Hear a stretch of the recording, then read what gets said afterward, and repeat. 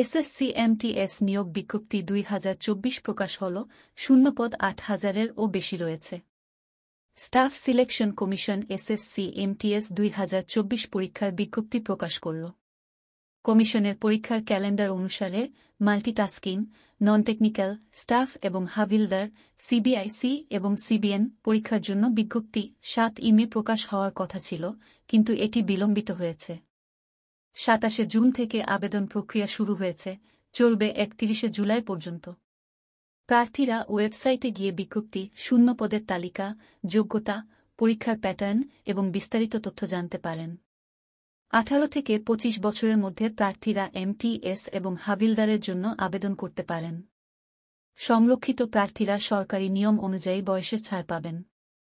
আবেদন করার জন্য প্রার্থীদের স্বীকৃত বোর্ড থেকে ক্লাস ম্যাট্রিকুলেশন বা মাধ্যমিক পাস বা এর সম্মানের পাস করতে হবে। মোট 8,326টি শূন্যপদে নিয়োগ হবে। তার মধ্যে পশ্চিমবঙ্গে মোট শূন্য পদের সংখ্যা 485টি।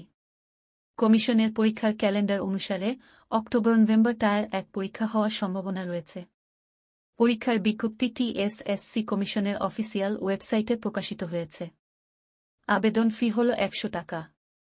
মহিলা প্রার্থী এবং এসসি, এসটি, পিডব্লিউবিডি এবং প্রাক্তন সৈন্যদের জন্য যোগ্য প্রার্থীদের ফি প্রদান থেকে অব্যাহতি দেওয়া হয়েছে।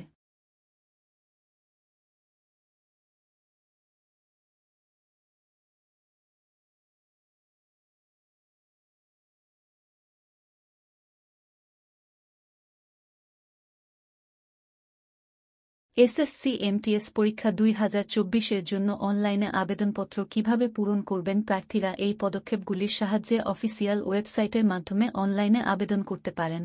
ধাপ 1, স্টাফ সিলেকশন কমিশনের অফিসিয়াল ওয়েবসাইটে যান। ধাপ 2, হোমপেজে দেয়া আবেদন বোতামে ক্লিক করুন এবং তারপরে এসএসসি মাল্টিটাস্কিং স্টাফ পরীক্ষা 2024-এর লিঙ্কে ক্লিক করুন। ধাপ 3, পরীক্ষার জন্য নিবন্ধন করুন। ধাপ 4, এখন আপনার শিক্ষাগত যোগ্যতা, বয়স, বিভাগ, পরীক্ষার কেন্দ্র ইত্যাদি সহ আবেদনপত্র পূরণ করতে এগিয়ে যান। ধাপ 5, আবেদন ফি প্রদান করুন। ধাপ 6, আবেদনপত্রের প্রিন্ট আউট নিন। এই বিজ্ঞপ্তির অফিসিয়াল নোটিশটি কিভাবে ডাউনলোড করবেন দেখে নেওয়া যাক। অফিসিয়াল ওয়েবসাইটে আসার পরে একটু নিচের দিকে এখন এখানে দেখতে পাচ্ছ নোটিশ রয়েছে। এই ভিউ অপশনে ক্লিক করলে নোটিফিকেশনটি ডাউনলোড করার অপশন চলে আসবে এবং ডাউনলোড অপশনে ক্লিক করলে ডাউনলোড হয়ে যাবে।